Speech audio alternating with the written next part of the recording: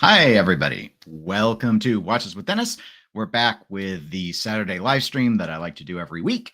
And we are going to talk about some new or new-ish watch releases, which is sort of the typical format I like to go ahead and run with on this show. We've been doing some more, I'll say, esoteric or philosophical topics lately, but thought we'd go ahead and get back to basics and do some of this. Though I only actually have three watches three models, I should say, of focus today. So we're going to talk a little bit about Ressence. We're going to talk about a couple of the new Orient Bambinos, and then I want to spend some time about the new Omega Seamaster 300M. We're going to talk about the gold one that's titanium, well, bronze gold and titanium. But I never actually have shared any discussion with you all about my thoughts on the new no date versions, and this is in that vein. So we're going to kind of get caught up on all of that with this discussion. So I want to go ahead and say hello to Irvin. Glad you were able to make it back. Welcome to the live stream. I do appreciate it. We do have a few housekeeping items that we might spend a little bit of time with before we go into those three watches, because there are only three really to talk about. So I'm not sure it's going to take a full hour to do all of that, which of course is fine. But first on the wrist today is the Moser Pioneer Center Seconds. This is the funky blue dial with the black DLC case.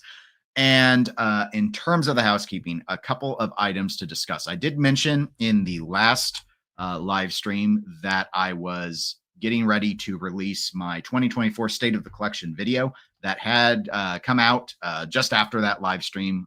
I've dropped a link in the chat of this, so if anyone wants to go and see it that hasn't seen it, they can. Be forewarned, it is a little over 30 minutes long. I did timestamp it so you can jump around, and what I've done, as I often do, is I open with the watches that left my collection since the 2023 State of the Collection, and then I spend time talking about the 16 watches that currently make up my current lineup. So there's a time stamp link to even the ones that have been eliminated. So you can just hop around if there are particular watches that you are interested in and you do not care about overall State of the Collection videos. I always try and keep it under 30 minutes, and I end up rambling too long, and I didn't edit enough out. So I was sort of like, it is what it is, but the video's done all right in terms of views. But those State of the Collection videos typically are fairly well received. I usually do them in November. I think for 2023 I did October actually, and it was like it was too early. So I had some opportunity to go ahead and do that. Separately, the day after the live stream, so on Sunday, US time, I participated with Casual Watch Reviews, their channel. They do a Sunday live stream on most Sundays, and it's usually a panel format. And so I was asked to go on because they wanted to discuss my video I had a few weeks ago regarding amorality of watch reviews. Obviously, Casual Watch Reviews is a review channel, and the host of that had some disagreements with what I was presenting in that video. So he wanted to know if I would come on and discuss it on the panel, which I did. So in the chat, I am dropping a link to that if you want to go and watch that. That runs about an hour. I think it's like an hour, 7 minutes or so. And so I can't say it completely stayed on topic. It stayed on the topic of watch reviews, but as is, I find the case with a lot of reviewers, the discussion often will shift into the rightness or wrongness of taking payments and taking watches. Whereas those of you who have seen my amorality video, I'm not dropping a link in the chat. You can find it on the channel. That was really more exploring who does the review serve. And my argument was it's not really thinking about the customer, the potential customer at all. And that's where I was coming at it from a amorality perspective. But anyway, you might find the panel interesting. The feedback on it has been relatively positive in terms of my participation. And they expressed interest in having me back at some point, maybe for a different topic that isn't quite so, I don't know, controversial, or maybe to revisit the same one. I have no idea. But my Sundays are often really busy, so it just depends on how my schedule works. But they were very nice, and it was a fun time to go ahead and participate with them. So that is all I have in terms of housekeeping. So we are going to go ahead, and I'm going to say hello to Tuna, who is a 99-cent club member, and I like to denote that because I do appreciate it. And there's a link if you want to join the 99-cent club in the video description. There's a link in the video description to the 3 articles that I will use as my basis for our 3 watch discussions that we're going to do today. There is also a link in the video description to the Discord channel. You do not have to be a club member or anything to be on the Discord. The Discord's a chat tool. It's mostly used in video games, but it's a good way to, it's like a portable forum. So if you like to chat about watches, we do have a number of people that like to participate in that, sharing their photos of their, wrist shots and things like that. It's just a place to go ahead and chat, share articles and things of that nature. So with all of that out of the way, let's go ahead and get going with this Saturday live stream in terms of its main topics. I want to open with this article. This is over at Housekeeping, and again, I have the link in the description. But this is about the new Ressence Type 9. Now, so this one caught my eye. I've actually looked at a number of Ressence watches, and those of you who are longer time viewers of this channel have probably heard me on a number of occasions mention, I even mentioned it in that 2024 State of the Collection video, that I am not, broadly speaking, into avant-garde designs. And this is an avant-garde watch line. Ressence is an avant-garde company. They do time telling in a very atypical way. However, what I don't think I've ever really discussed with you all is that I actually do like a lot about the way the dial works and looks on the Ressence watches. So from time to time, I've looked at them at secondhand dealers, never seriously enough in terms of contemplating buying it. But this is one of my favorite configurations, probably because it's so boring. It's so boring, and it's also smaller than what a lot of these have been known to be. So the basics here are, it's a 39 millimeter in diameter watch. Obviously, there is not much in the way of lug to lug beyond that, because these are some very short lugs.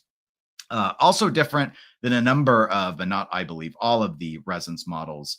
Maybe this is new for this one, I'm not sure. Again, they're all like numbered, like Type 8 and such. So this is Type 9.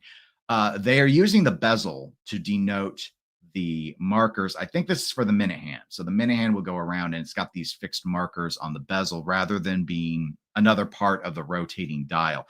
And maybe it's that cleanness coupled with everything else about this that kind of makes this one with Ressence resonate with me. But and of course, grays and silvers are my favorite color. So this sort of gray and this just brushed look, fairly industrial, and it's fairly subdued, even though it is a very unusual way to tell the time. So this rotates around. I believe that's so it looks like hour markers, but I believe that's the minute hand. So that's what it's going to point at to help you tell what minute it's on. And then your hours are conveyed on the smaller dial. The whole thing kind of rotates around. It's very cool if you've seen video. I don't believe Housekeeping has video linked here. In terms of how it's wound, now this makes it look fairly thin, but this is not this is not like an ultra thin watch. I believe this is around 12.5 millimeters thicker. So I'll go ahead and I'll confirm that. But so it's thinner than a lot of these watches have been, the Ressence watches, but it's not the thinnest thing that's ever come out from them. So let's see. The 20 millimeter strap width is what it relies on. And the movement is interesting because they have a module that allows all of this stuff to happen. But this really is an ETA base that drives everything. So it's the ETA 2892, which is pretty famous ETA caliber. And then they have their, what they call their ROX 9 module that sits on top, which is why the watch ends up being as thick as it is. So I'm trying to see, because they didn't have the summary at the bottom. I know I saw thickness on this watch. So this is where I know I read all of this, and now I'm trying to find what I want. And I'm struggling to do so, which means I'm probably going to have to do a word search. But in terms of how you wind it, you might have noticed on the side shots that there is no crown.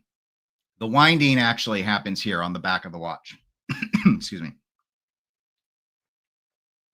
So you see there's something of a guide here. So you turn it clockwise, and that's what winds the watch. And then there's a way to activate it where you can go back and forth and do the setting. And it has a manual that explains all of it. I couldn't tell you how to do it because I've never actually played with setting one of these. So I don't really know. But there's nothing to look at movement-wise, and this is how they all pretty much wind, just through the back of the watch. So all that being said, this one is there it is. Okay, I was wrong. It's not 12.5. I'm thinking of the Bambinos. It's 11 millimeters thick. That's still not a thin watch, but it's not as thick as you might have assumed. But it's definitely not as thin as I think this picture on the side profile conveys. This makes, to me, this looks like it's really, really thin. Obviously, there's quite a doming to the sapphire to accommodate what the dial is doing underneath the crystal. So I don't think any of this is surprising. It would be quite wearable. But anyway, overall look, I think it's nice. I think it's $12,500 as a new, yes. Oh, well, not dollars, Swiss francs. So 12,500 Swiss francs. That is, I think, one of, if not the cheapest Ressence models new. The used ones, they've been all over the board. The prices have fallen quite a lot lately. But obviously it is a pretty penny to try and get in on one new, especially when you consider that you might not be completely keen on the movement architecture, because while the module itself is interesting, the base movement is not. And one of the things I wanted to note is, and I was scrolling back up here because I couldn't remember who wrote this article. So Tantan Wang is the author at Housekeeping. I want to just say a kudos, because I don't read all of the Housekeeping articles anymore. It's been a long time since Housekeeping was my main source of article consumption for wristwatches. However, he actually criticizes this watch quite a bit in the article. So again, the article is linked and I encourage you to read it, but this is not like back when I did a few years ago, my review of how Housekeeping was doing all of their assessments of watches. And it just seemed like, aside from criticizing sizes on occasion, they didn't ever have anything negative to say about this watch. He has negative things to say about this watch. So my overall thoughts, I would never buy this new. It would only be considered used. However, based off of the article that was written up, while I like the aesthetic of all of this, and I can get past that still relying on an ETA base for the movement, one of the things that was repeatedly noted in this article is that on the wrist, there was a disruption about noise going on. Now, this is a grade 5 titanium watch, and as noted here, it just seems like the noise, the rotor noise, is exaggerated versus his other experiences with other Ressence watches. Now, again, those of you who have seen my channel for a while and heard me talk about watches know I do not like rotor wobble. I do not like rotor noise. You have to accept a certain degree of it when certain things happen with watches. So, for example, my Parmigiani PF micro rotor, because it's got that really small, heavy rotor, you can hear that rotor spin around if it's going in its, I assume, non-winding direction. So unidirectional rotors generally are more disruptive if you're sensitive to noise or wobble than bidirectional rotors. So there's that. Very, very thin watches in general, even if they aren't using micro rotors, often allow you to detect either audibly or via vibration the rotor movement. My Breguet Classique is like that, even though it's not the micro rotor version. You can feel that rotor. I had a Grand Seiko spring drive watch, and the rotor was pretty loud on that watch, one of the loudest I had. And then the most notorious is anything based on that includes the rotor still, Valjoux 775X series. Those are the worst because the wobble is very pronounced and it's loud. So sound, I'm less hung up on than vibration. Vibration, just bluntly, it pisses me off. And maybe that's because I didn't start with watches that were mechanical that had that detectable. And so when I started to experience it, it conveyed a cheapness to me that I don't appreciate. And I wanted to note that there are plenty of inexpensive automatic mechanical watches where that is not a problem. My Orient did not have that problem. My Seiko did not have that problem. So that alone would keep me away from this used. He noted he didn't feel this same effect on the other types, like the Type 8.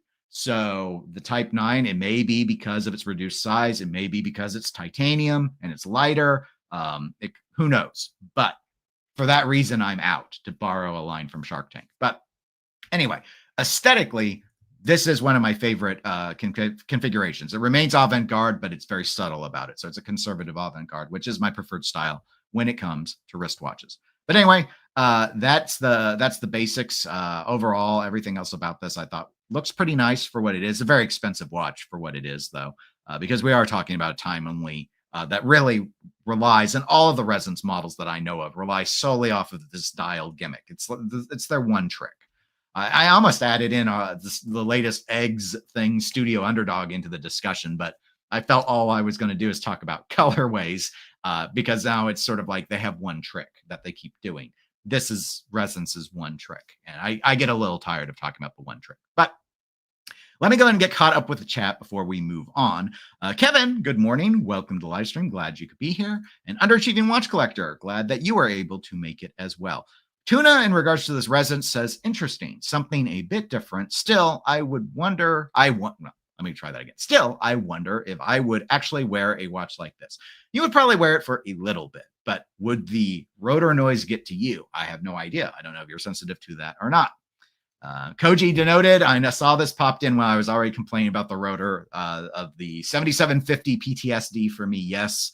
Hamilton's H31, which is based on the 77.5X series of movements, has forever not only traumatized me to rotor wobble, but also makes me very particular when it comes to watch thickness. And I judge chronographs pretty harshly when they're using that modular approach, which is unfortunate because that's often the only affordable mechanical chronograph that you have at your disposal until you start jumping up like into Omega Speedmaster price ranges and such. Not the reduced though, because that's modular as well. So those sort of things. Tuna knowing yet Dennis and his famous helicopter wobble syndrome. Yeah, look, and he didn't say wobble, he said noise. But I don't love noise either. Now, if it's noise that I can hear in a quiet room when I'm like taking off and on the watch, that's one thing. If I'm getting it because it's gained me something, like an ultra thin watch, you know what? I believe in trade-offs. I can like a micro rotor. I understand why the micro rotor is going to do what it does, but come on. I mean, I don't think this uses a micro rotor because it's using that at a 2894 base, but we can't see it anyway because it's a closed case back watch. So anyway, I just thought it was interesting. We don't really talk about Ressence on this channel that I could think of. I couldn't remember last time I discussed it with you all. So here you go. We've discussed it. All right. Now I talked about how I didn't pull Studio Underdog in for today's video because it was just new colorways. And now I'm going to just hit you with some new colorways. But it's a model that I haven't talked about very much other than to criticize that everyone always recommends the model. But my criticism has never been meant that the model is bad. I just feel bad that like watch YouTube. I'm just going to use it as a collective term. Watch YouTube when they can't think of anything else to say about telling you how to get an affordable dress watch. They tell you to get an Orient Bambino. And I'm like, guys, there's so many other affordable dress style watches. It doesn't have to be the Bambino, but there are a lot of really good looking Bambinos. Are these them? Kind of depends what you want. But I wanted to go ahead and spend a little bit of time talking about them. So these are Bambino 38 models. So that's 38 millimeter because the historic Bambino size was not 38 millimeters, actually closer to 40. I think it's 40.5 millimeter. And this is the 12.5 millimeter thick watch. So again, this is not a thin watch, even though it's just a time plus date and it's a dress style watch. At the price point, it's completely understandable that you're not going to get sub 10 millimeters out of a watch with a mechanical movement like this. However, it is very wearable. 12.5 is not exactly a thick watch. It's just not thin. The lug to lug's only 44 millimeters on these. So that's smaller than a lot of like the Seiko 5s and such in terms of the distance that's going to rest on your wrist. And obviously 38.4 millimeters. It's bigger than 38, but it's under 38.5. So that's kind of where it's at. These are mineral crystal. They do have display case backs. They're also mineral crystal on the display. And they are truly dress watch style in only having the 30 meters of water resistance. I have no experience with Orient's leather strap. I'm assuming it's crap, like most leather straps at this price point would be. But I mean, it does give you the appropriate dressy look.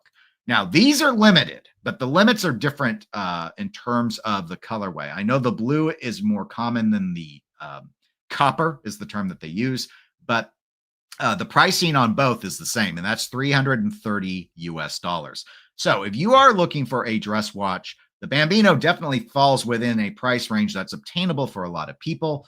And in this case, you can get the blue one or you can get the copper one and you can pay the same $330. The copper one's limited to 2,500 pieces. That is a lot. I'm not concerned about them selling out. And the blue one, which they assume will be more popular, is limited to 6,500 pieces because there's no reason why these are two different limited counts other than I think they can move more of the blue ones.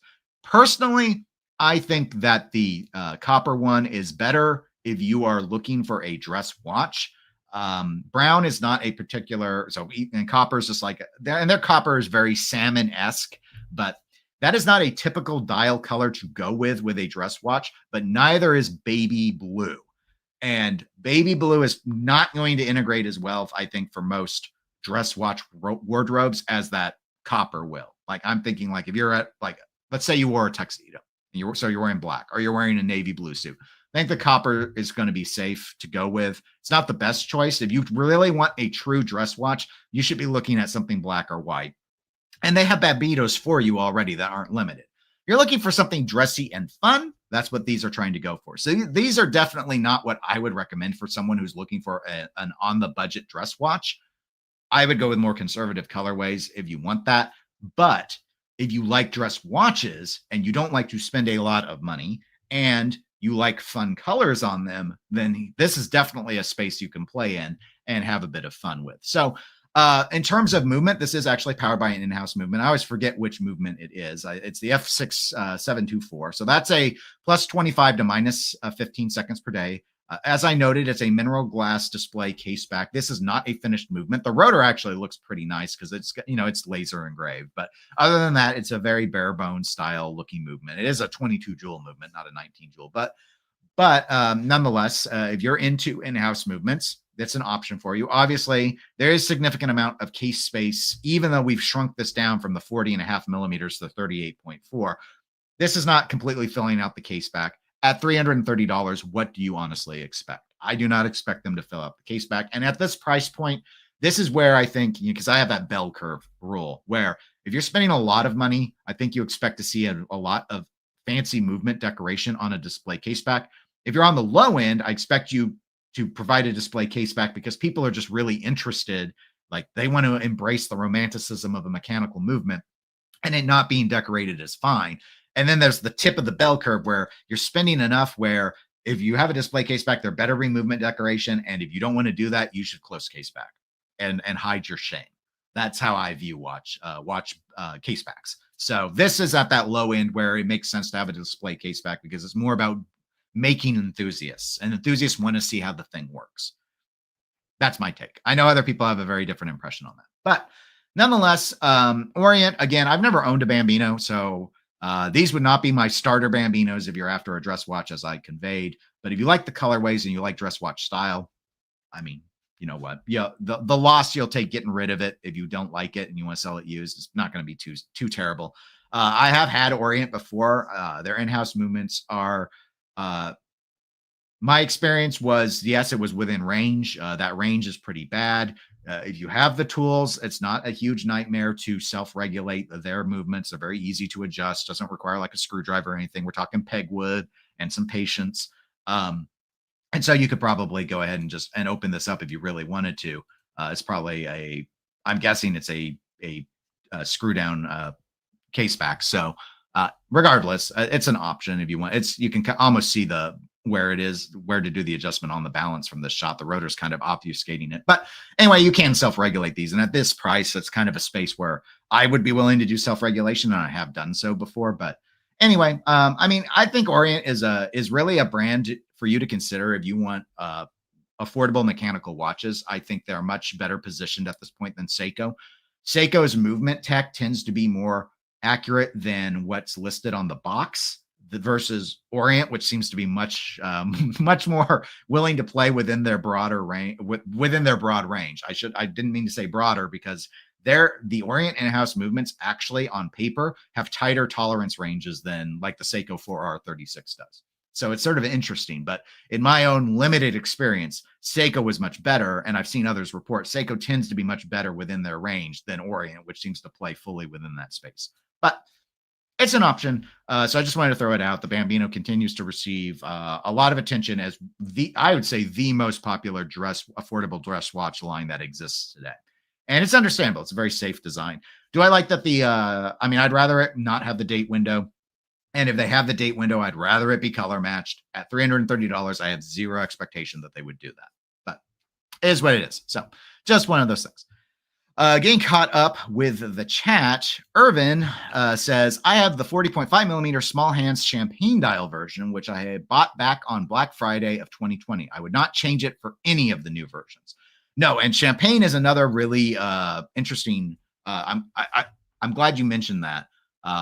It's not a traditional dress watch color, in my opinion. However, it lends itself exceedingly well. And we see champagne done, well, I have to admit, so while gray is my favorite color, champagne dials are something that I am very, very amenable to. My Parmigiani Colpa Tonda, technically, I have to say technically, is a champagne dial.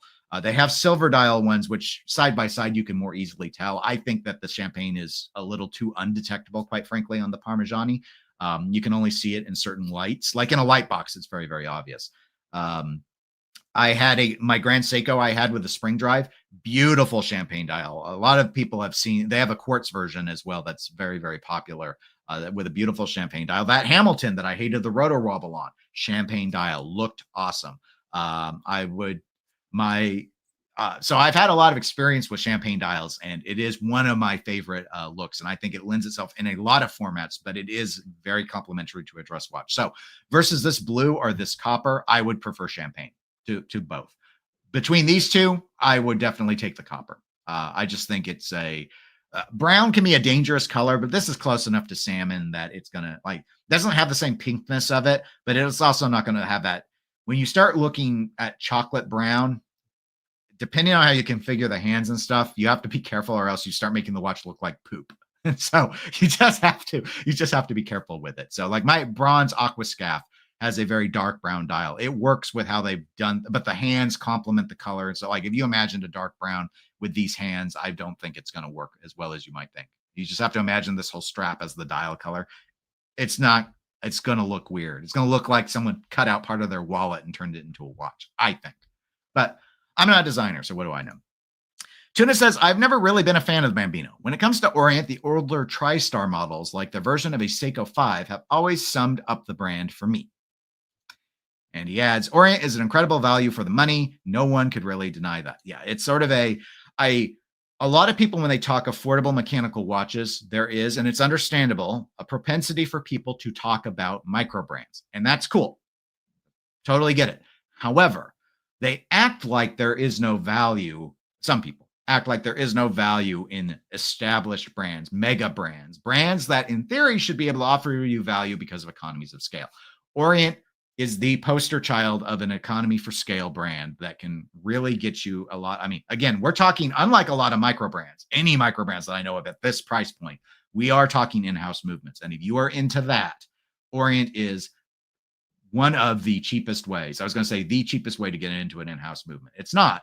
To my knowledge, the cheapest way I know of to get into an in-house movement is Vostok.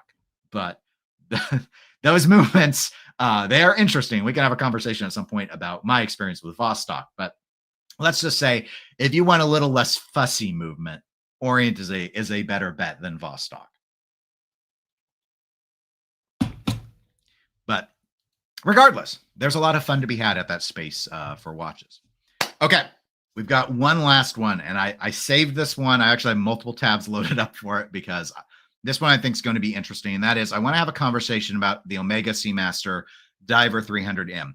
We are going to focus on the titanium one that's a two-tone of titanium and bronze gold. However, they did in November drop two new 300Ms that are no dates that I did not talk about. They were monochromatic. There's like a white one, kind of a silver one, and a black one. And now there's this one, and I'll put it up here in a moment.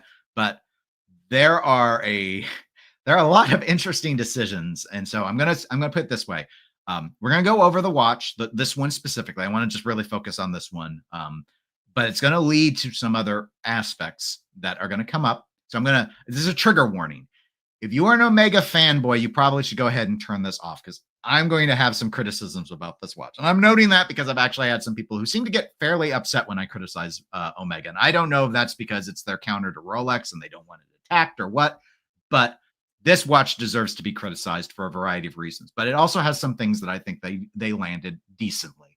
I won't say it's a great watch, but they did land a few things that I think do work for what they were seeming to go for. So let's go ahead. The article is with a blog to watch. Again, link in the video description. But here you go. So basically now there are three versions that I know of this style of no date Submariner. And there's not a lot that's changed other than, well, there are a few things. One, obviously dial-wise, the one thing that's different versus the regular 300Ms is there's no date at the 6 o'clock. This is a no date, so it's using a slightly different movement. Sans date function. Okay, makes sense. Another thing that I think is true for all three of them, though it's definitely true for this one, is this bezel is not ceramic. It is aluminum, which I have some thoughts on. And then the third thing that you can see currently is they have versions that come on a mesh bracelet. I know that is true for the other two that were released in November. So, what do I think about this? Okay. Not my style of green. I'm not really into that forest green in general. And when I see green, I want it to play with the light. Obviously, again, longtime viewers know I have a favoritism towards things like sunburst dials and such, or really things that can catch and play with the light, especially with a color like green. However, I do think the green works well with this bronze gold. This is Omega's bronze gold. This is their 9K. You can't really call it gold when it's that low of a gold content. That's why they have to call it bronze gold. But anyway, it's a 9K. It's not supposed to get all weird and patina because of the blend that they have done with it, but it's not a straight up rose gold or anything. So this is a two-tone watch, but it doesn't have any steel. They've done the gold as a PVD on the handset, and then you have the bronze gold here as the bezel, not the insert, but the bezel, and the two crowns, the helium escape valve crown up at the 10 o'clock position, and then the traditional time setting and winding crown over at the 3 o'clock position. So all the rest of this basically follows your usual format of an Omega 300M, except the insert, as I noted, is aluminum rather than ceramic, which is what they've been doing on their main 300M lines. And so that's that in terms of the dial. Now, the case is titanium, not steel. So it's much lighter than the steel Omega 300Ms. And they went with a mesh format. This watch is also available on a rubber strap. And the titanium itself is not grade 5, it's grade 2. So this case is entirely brushed. Grade 5 is an alloy of titanium that allows for polishing. So you can like polish the chamfers or whatever you might want to do. This is the typical, what a lot of people would say, the low-cost titanium. It's the pure titanium, which tends to be a very flat gray. And the only thing anyone ever does with it in watches is brush it, because that's what you do with grade 2 titanium. So anyway, you have all of this stuff going on, and otherwise it follows the regular, here's the look of it on the green strap. Otherwise, it follows the basic rules of the Omega 300M. This is still the 42 millimeter watch. Overall, my quick design thoughts are the green and the bronze gold do work together. I would not choose this colorway. I would not choose this shade of green. I do think that I would like to see it in person. However, I do think that they did match the colorways well there. I do not think this bronze gold looks that good with titanium. And in fact, I think these photos may be making it look better than it really does. Like, I don't know if this is a true photo or a render, but I am very suspicious based off of my experiences with grade 2 titanium, which is very gray, that I think this is looking as good as it does because there's a lot of light being thrown at this watch. But I think in a normal indoor environment, I don't think this is going to integrate that well. I think this gold, bronze, and this gray are not the best look. It's sort of it's a two-tone look, but I don't think it looks as clean as we would expect out of Tudor. Out of anyone really that's trying to do a two-tone where you normally see it done in steel. So there are those. The no date, sure, no date looks good. I think the idea of offering this watch in a no date does make sense. Pricing on this watch is very high. It's over $10,000 if you want it on the mesh bracelet. It is under $10,000 if you want it on the strap. But I wanted to point out a few. So $10,700 with it on the mesh bracelet. I have this loaded on Omega's site because I want to do a comparison with you guys to this. So this is the Omega 300M at just under $6,000 in steel. So this has the wave dial, which is sacrificed here. Again, I never loved this green. It's like the same shade of green. I guess this one's technically a little bit more of a pine tree, and this one's a little deeper. But I never loved this with the white and such. But you see the handsets and stuff for following it. They've done this. I think they call it aged loom. They have the Fotina to try. And again, I think the Fotina was a right choice here. I don't think it makes the watch look old. I think it makes it integrate with the bronze gold choice that they've done, and like the No Time to Die model, which was the first no-date model of the modern 300M that people will think about. It looked good there too. So I do think this was the right choice for the loom color. Here's what I want to point out. They're both technically 42 millimeter watches. And we're talking, titanium is a cheap metal. This is grade 2 titanium. It's not an expensive metal. So, okay, why is this thing, 40+% more money? we're going to say because it's bronze gold and it's got a blend of gold in that, but it's not much gold. Let's not kid ourselves with the 90%. But here's what I wanted to point out about the tech specs, because this is true for the other ones that came out, these other new November mesh bracelet, no date watches. So we've got the 20 millimeter lug distance. We've got lug to lug on the new one, 49.7, the old one, 49.5. So it's a little bit shorter on the wrist, a little more wearable. A lot of people are put off by the Omega 300Ms because they're 42 millimeter case diameters. And this is still 42 millimeter case diameter. What the hell, though? The old one with a date, so it has a date disc, is 13.6 millimeters thick. Why is this one 13.8? And this is true for all of the new ones. They're thicker. They have no date and they are thicker. This is already a too thick watch. Yes, it's wearable, but and again, longtime viewers know, my common complaint about Omega is they quit caring about thickness a long time ago and they convey it with every decision they make. It reeks to me of laziness to develop a no date movement, put it basically in a very similar looking watch that you otherwise have already had, and you made it thicker. Somehow you couldn't even make it thinner. You couldn't even keep it the same. You made it thicker. They don't care. Nothing says they don't care. Like, hey, you know what? We don't even have to accommodate a date disc. What should we do? Well, I don't know. Let's add another 0.2 millimeters to the crystal? Question mark, exclamation point. Because that's what they did.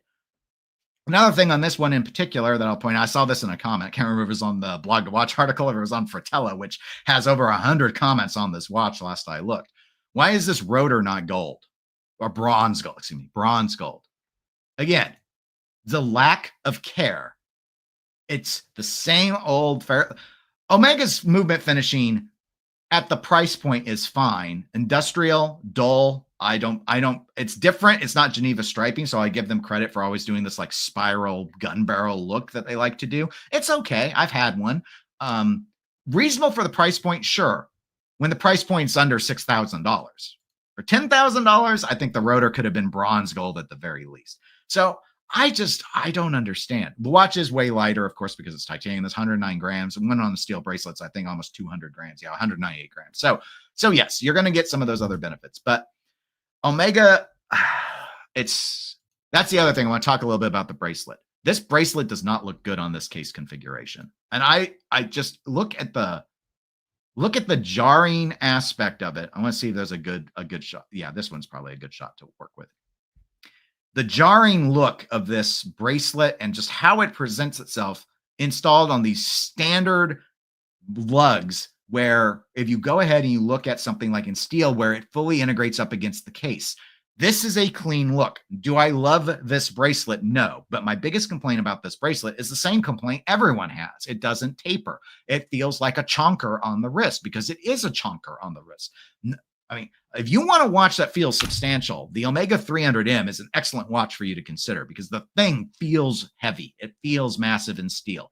It's a very significant presence. And so if you associate weight with luxury, this watch is a watch you definitely should consider. But part of that is because that bracelet does not offer any slimming factor on the underside of the wrist. And I didn't know what the expression hot spots meant when it came up to watches until I had one of these. And I actually would have spots on my wrist that would get overly warm. I did not keep my Omega on bracelet in the summer.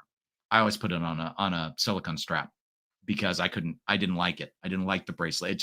It was like, why do I have this much metal touching me? It didn't make any sense to me. And so, okay, this looks more svelte, if we want to use a word we don't normally use with watches, but these gaps between the lugs and the rest of the case, it looks like a third part. It looks like you went to Barton Bands and got a third-party strap and just stuck it in that had the right lug width, and it in no way tried to shape around the case. It's ugly. This mesh bracelet is ugly, and it's true for the other two that came out. It's just as ugly on those. So it doesn't look like it integrates properly into the case, and I don't get it. I don't get it. I don't get why it looks like that. I don't understand why they've gone to aluminum inserts. Some people will like that more vintagey look, but you can matte finish a ceramic insert. It doesn't have to be shiny if you don't want it to be shiny. So I have questions. Is this aluminum insert going to fade like all the old Rolex aluminum inserts faded? Why would you turn to aluminum? It's definitely easier to scratch than ceramic. So I think that's a mistake. I don't get it. I don't get it. So I think the green and the bronze gold look good together. I don't think any of it looks good on the titanium. I think the mesh bracelet looks like crap. I don't understand why the watch is even thicker without a date window. And I question paying $10,000 for a watch that's grade 2 titanium. I understand that you can argue grade 5 titanium isn't inherently better than grade 2 titanium, but I will agree with a lot of people who have commented on grade 2 titanium and their frustrations extending to brands like Tudor, which is when you go grade 2, you know they didn't do any refined finishing. Everything is brushed. There are plenty of angles here on this watch that could have had polishing to the chamfers or something along those lines, something different to give it some play with the light in terms of anglage or something. And maybe you don't want that on a watch, but they add polished elements to their steel ones and it looks luxurious. So I think this was a blunder as well. But there you go. I don't get it. It's way too high of a price point for trying to operate where it is. Granted, this is the bronze gold one. So we can go ahead and try and jump around here and let's see if we can find the other new ones. So because I don't know how much they were versus the other ones. So like, are they also titanium? I don't think they were. I think they're steel. So they're about the same on pricing as the right. So like 5,900 there, we've got it. So 5,900 here for the old stainless steel. We've added what, $800 or so, $600 for no date, but look at it. It's not the monotone aside, it's still, again, thickness 13.8 versus 13.6. It's thicker. It's got the ugly bracelet that doesn't integrate into the case. And I don't know what they did. I bet you this bezel insert. I mentioned I thought that maybe the bezel was okay. So the bezel is titanium, but is the insert titanium? Maybe it is on those. But anyway, it's not on this one.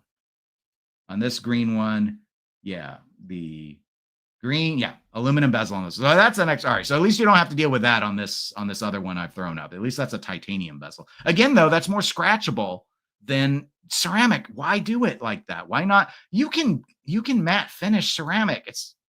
We have the technology, guys. It's not that hard. I don't understand. All right. So anyway, I don't like it. Too long, didn't read. I didn't like it. But let's see what you guys think, because maybe you all love this watch and you think that I am a stupid head for criticizing it. Junior says hello from Michigan. Hello, Junior. Glad you were able to make it. Before moving past that, I do see back when we were discussing Orient, Tuna did note that the fanboys rave about their Vostoks. Vostok it's quirky.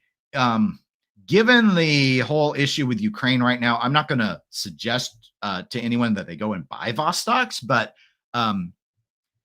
as a movement, they're kind of fun to play around with. That was the first movement I learned how to regulate.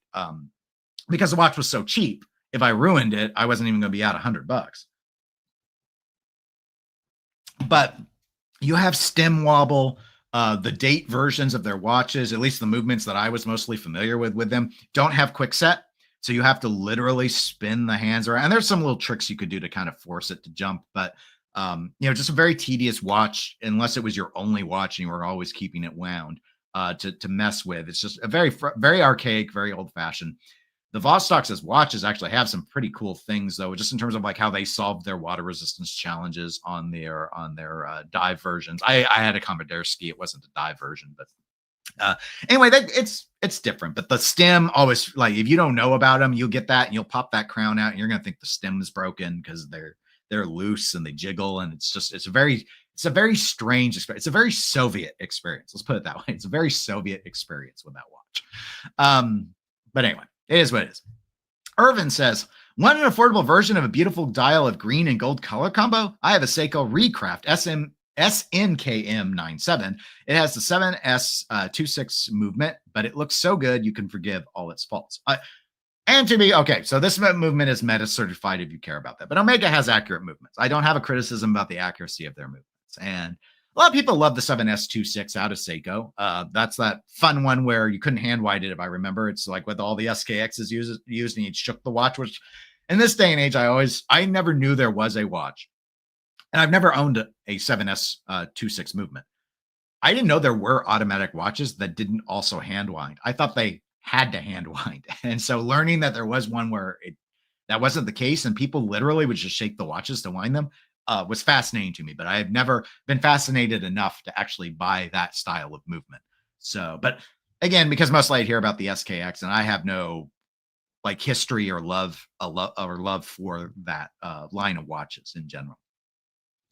Tuna says a thick watch at 42 millimeters can't be that suitable for everyday use, even in titanium. For me, the thickness and weight are, I'm not going to say they're two totally separate things, but they live in separate domains. I am more tolerant of a heavy watch than I am of an overly thick watch, because an overly thick watch starts to dictate rules on clothing. Like, can you wear a dress shirt with it? Can you wear a long sleeve t-shirt with it? Does it cause an issue with if you're wearing a windbreaker? If you're wearing a jacket that's, a smaller jacket, for example, smaller sleeved jacket, not a heavy winter coat, which would probably be fine no matter what. Like, is the watch going to have to be exposed? And are you now exposing a huge chunk of your skin that you didn't want to? Like, there's just some practicalities that start to come in that you might not normally think about. These watches, generally speaking, are not that thick. But my problem is Omega doesn't care at all about thickness, and they show it with every decision they make. It's very forgivable on a watch like this because it's a dive watch. But even their DeVille line, and I've said it a lot of times, like we talk about the CK, their hand wind watches aren't even under 10 millimeters. They don't have a single watch for men mechanical under 10 millimeters. And you don't believe me, search their catalog, look at anything 36 millimeters and thicker, if you want to use that as your threshold, rather than sorting however they do their male, female watch assignments. And mechanical only, because I don't know about the thickness on quartz, so I think they don't have any watches they target to men in quartz at this stage, which is another story to discuss, I suppose. And you will not find one under 10 millimeters. The movements are under 10 millimeters. I've actually had someone get snarky, which is fine, get snarky with me and note that, well, one of the watches that they highlighted was under 10 millimeters without the crystal. Do I wear the watch without the crystal? I don't even know why watch brands give you that measurement. It's a stupid measurement because it's completely impractical. It reminds me of when Marathon, they have a watch that I had, where they advertised it as a 39 millimeter watch. And then you read the details. It was 39 millimeters with the crown. It's a 36 millimeter diameter case. Why would you give me a nonsense measurement like that? Of course, the crown sticks out more. That's not the overall main shape of the case. It's disingenuous. It's a pointless stat. I'm actually okay with them providing those extra details, because I suppose if you really cared and like money's no object to you, you could buy this watch you're looking at, pop that crystal out and pop in a flat one. But in terms of the wearing experience, let's include the crystals, folks, because that's how they actually wear. I don't get it. I don't get it. But whatever. They were an Omega fanboy and they were upset that I had criticized them, which, that's fair. Matthew, welcome to the live stream, and thank you for being a 999. No, you're not. You're just a 99-cent club member. I don't have a 999 club. Says, my Pelagos LHD has a matte ceramic bezel that looks great. Pelagos is, seeing something like this, or even seeing something like this, at this point, if we're doing grade 2 titanium, just get a Pelagos. Okay, you might not like the look of the Pelagos. You might like the look of this more. When I see this, and this is a color I like, my first reaction is, did they forget that they were in black and white mode on their camera? But saying that aside, the Pelagos is a very industrial looking watch. This, 6,500. Oh my God. I don't remember what the new Pelagos models cost. We're in secret mode, so that I don't have to deal with these. I want to make sure I get to the right tutor. I can't remember their website. There we go. Tutor watch, not tutor. We don't want them to hit me with the spam on my Facebook. But what's that price point in comparison? It's a lot less, is it not? Pelagos. Let's take a look. Let's do a full bracelet one. Let's do the big one. Let's not do the 39, because this is a 42 millimeter Omega. All right. So we're operating around the same price points, new in box. So you can get these at discount. So, but again, we're talking titanium, not steel. So, I mean, to me, it has a very industrial look. And yeah, ceramic matte black disc. I just want to load that up to show you. Like, it looks good. This disc looks really good. They could achieve this look with ceramic. They choose not to. And I don't know why they choose it, but they have chosen poorly, to borrow a line from The Last Crusade. That's the thing. I don't get it. Let's see. Let me find a different. There, you can enjoy a close up of the dial. There you go. Riskful Ignorance says, "What's up, Dennis and chat?" Well, not much. We are just getting done with our discussion of the last watch of the day, which is the titanium and bronze gold Omega Seamaster 300M no date version, which is clearly the new approach to this lineup that they're running with for the end of this year. Joel Bolt says, "I am late to the live, but let's go. And I'm sorry Omega is slipping, in my opinion." Yeah, that's the thing. A lot of people, and this really came up in the, if you want to, I don't have a link in the show notes to it, but if you want to look to Fratello, you can find their article where there's 100+ comments about this watch. I believe it's about this one, might be the other ones. No, I think it's this one in particular. So I think it's on their homepage still, front page. A common reframe is the Omega 300M is in need of a refresh. And that's an interesting discussion because to me, that's a yes and a no. This shape, because there are still people they're pissed about this helium escape valve. They don't like these hands. There's a whole thing. This look got established with the Pierce Brosnan Bond era, and I do not think Omega is going to abandon this general configuration for the 300M. If you want a more vintage look, the 300 is where they want you to go, with the sandwich style look, the no visible helium escape valve, all the rest of it. But the watch definitely needs I do agree, it needs a refresh. And the refresh is not getting rid of one of the least offensive dates in all of Watch Kingdom. Like, the world was not super pissy about 6 o'clock date windows. It's like the most inoffensive place you could possibly put a date is at the 6 o'clock position. Like, people weren't getting that. And unlike a lot of their Aquaterras, Omega actually tends to color match on the 300M. I had a gray one and they color matched it. They color matched it here on the green one. It's a pretty well integrated. It's one of the best looking date windows, that I think there is. And I've never been hung up about date windows on sports watches in general, but like this, it's a far more tasteful date placement than the Rolex Submariner. The reason why I like the no date regular Submariner so much is I am not a huge fan of the 3 o'clock date window on a sub, especially with the Cyclops on top. But other people have a different opinion, but generally date windows sell better to the general public. I'm okay with them getting rid of it, but there's no gain in true symmetry because we have a double baton up at the top and we still have a double baton versus a single baton. Like, there's no symmetry gain by Omega getting rid of that date window. There's just none. It's fine that they got rid of it, but the thing that begs the question to me is, you got rid of it, but then I look at your tech specs and in the reviews I've read, and I see that this watch without a date is 13, and it's the same for the other two that are not green with the bronze gold. It's 13.8 millimeters thick now, but when you have the date, there's 13.6. The lug to lug shorter on the new ones, but somehow the watch is thicker. But there's no date disc, and the disc takes space. Blows my mind. It's not even 0.1. It's 0.2 millimeter. I know it's watches. We're geeks. We're arguing over tenths of a millimeter, but it's noteworthy because it shows how little they cared on this. If this is a refresh, but this, going to Uncle Seiko and tossing some bracelet that doesn't even hug into the case on a watch this expensive. For me, that's the worst part. It's not the thickness. It's not the color contrast between rose gold and this titanium, which I don't think looks that good. This bracelet is a mistake. And so I would say, if you love this, if you disagree with me and you love this green with this titanium case, my recommendation for once would be, don't get the bracelet, get it on this strap. This strap looks good with this dial, and be done with it. And then it comes in at under 10,000 retail. But this mesh thing, it looks so cheap. I don't like it. And I like how mesh bracelets wear. This probably is more comfortable than the old bracelets, but shockingly, like this looks like, it looks aftermarket. That's what I think it looks like. Tuna notes the old Seiko shuffle. That was in our discussion from Irvin's bringing up of the 7S26 movement in the old Seikos. And Tuna adds, 6 o'clock is probably the best choice. You know what I would like to see more of? I know some brands do it. 12 o'clocks, 12 o'clock dates. I've never owned a 12 o'clock date, so maybe I don't really want to see it. But conceptually, I like the idea. You maintain the symmetry, but it gives you a different flair. Because the other thing with the 6 o'clock date window is it does feel a bit like an afterthought as well.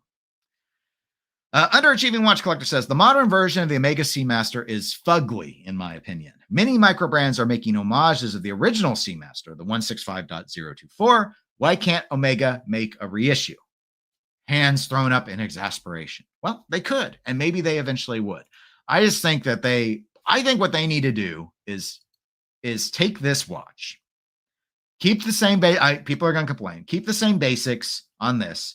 I'd shrink it. I'd make it a 40 millimeter, make it a little bit thinner. Yes, it'll still be over 10 millimeters thick. That's fine. We still want to keep the 300 meters of water resistance and all that. That's fine. Maybe try something a little different. The wave pattern is so pronounced now. Maybe do something where they still have waves, but it's more subtle. But the biggest thing is taper this bracelet. And actually, I probably would change the link configuration entirely. Do a different bracelet. Do something where, it's over $5,000 at this point. Let's start doing something more elegant with it, because it's a luxury watch. You might as well make it look a little bit more like it's a luxury piece. And that bracelet, it integrates into the case great, but such a chonker, especially with the clasp on it. It's a heavy wearer. It's a really heavy wearer. And I don't think the solution is to start just issuing watches in titanium so that you can't complain that they're heavy anymore. But anyway, those are my takes. Those are the 3 watches. So again, the links in the articles to the articles are in the video description, so you can go read the Hodinkee article with their hands on the Type 9 Ressence. Monochrome was my source for the 2 new colorways for the Orient Bambino, the 2 new kind of limited editions that are still thousands of units. And then, of course, the Blog to Watch was the source for the Omega Seamaster 300M in bronze, gold, and grade 2 titanium. But that is pretty much it. I don't know if I'm going to have any pre-recorded videos this week. I wasn't planning on it, but we'll see what we'll see. And otherwise, I will plan to be back with a live stream next Saturday. I'm going to go ahead and call it a day for now.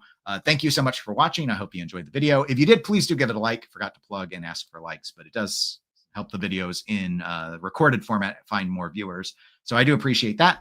Thanks everyone in the chat for participating. I hope you have a really good weekend, and I'll talk to you all on the next one. Take care, everybody.